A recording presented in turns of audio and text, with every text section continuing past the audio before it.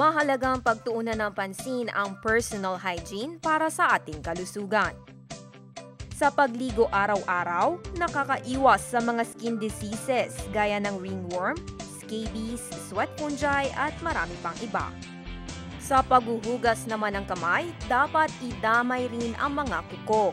Makakatulong ito sa pag-iwas ng diarrhea at epidermophytosis na kung saan nagiging sanhi ng fungal infection sa balat na sanhi ng maruming kuko. Pag may proper oral hygiene, hindi lang nakakaiwas sa bad breath. Maiiwasan rin ang cavities at gingivitis. Ang gingivitis ay ang pamamaga ng tissue gum na sanhi ng plaque na kung saan gumagawa ng mga asido at toxin na nagpapapula, nagpapamaga o nagpapadugo sa mga gilagid.